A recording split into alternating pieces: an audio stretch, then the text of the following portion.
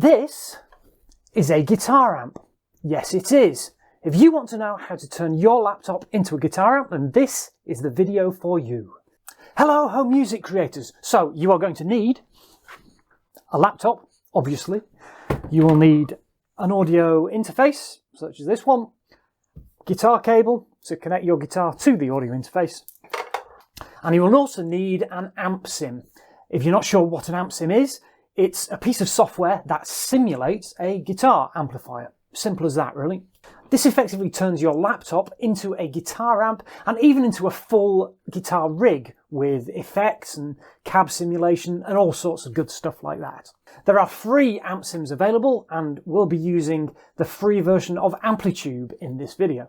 You'll also need some way of hearing the output of your amp sim, so you'll need either a pair of headphones or a pair of speakers. To set all this up, you're going to connect your guitar into one of the audio interface's inputs. Now, these can be a normal jack input or one of these inputs like this, which is actually a combined XLR and jack input. You can either put an XLR cable or a jack cable into it. And you'll install and configure the amp sim. Now, I assume you know how to install software for your computer. I shall put a link to the free version of Amplitude down in the description below. If you follow that link and just follow the instructions for downloading and installing, you should be good to go. Once you've got Amplitude installed, you're going to need to do a quick bit of configuration with it, so I'll just run through that now. This is the free version of Amplitude. If you click on this hamburger menu up at the top right there, you're going to see a preferences dialog.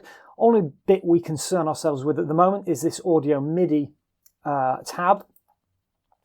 Select ASIO on a PC. Always select ASIO. ASIO is a technology that's specifically designed for high fidelity music applications. If you click this control panel button here, you will get the ASIO settings for your sound card. Now, yours won't look exactly the same as this unless you happen to have the same sound card as me. But the two important settings here are sample rate and buffer size. Sample rate, I would recommend probably leaving it at the default. Here it's 44.1 kilohertz for me. With buffer size, the lower that you set it, the lower latency you will get, but at the risk of getting some audio artifacts which you don't want. So it's going to be a bit of an experiment to find out what the best setting is for your system. For me, 128 seems to work really well.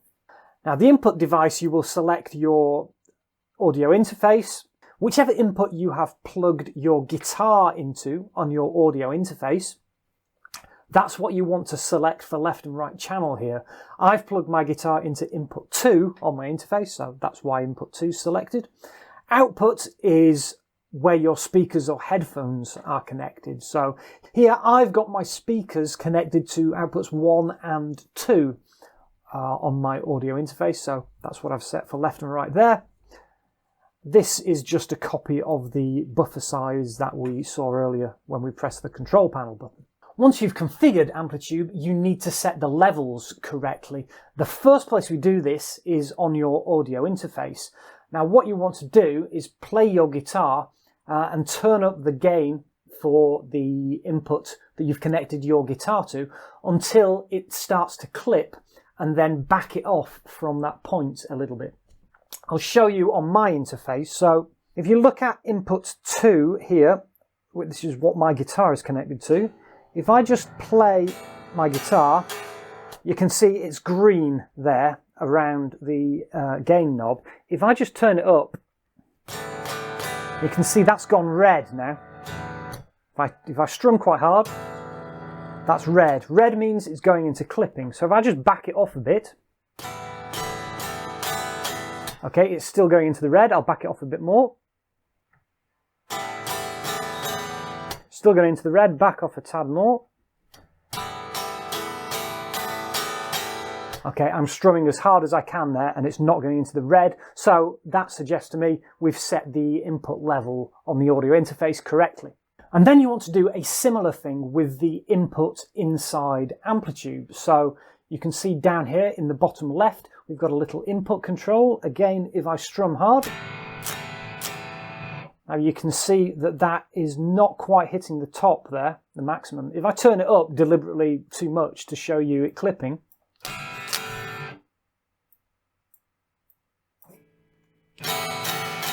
you see it's going into the red there, so we want to back off from that.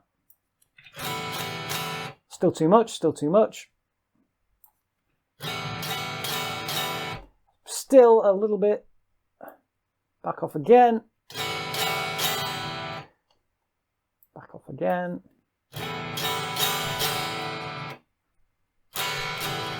Again, I'm strumming as hard as I can there and it's not going to the red, so we're good to go. Now we're all set up, we're going to need to choose a sound inside Amplitude. The easiest way to do this is to select a preset.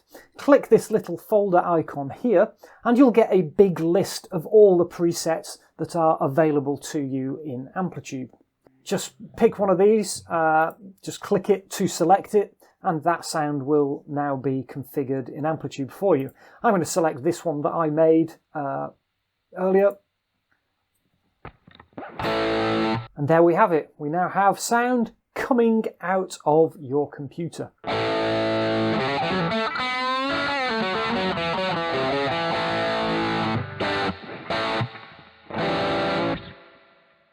So your computer is now a fully qualified guitar amp. There are a couple of issues that you might encounter when you're doing this. One is latency. I mentioned latency earlier.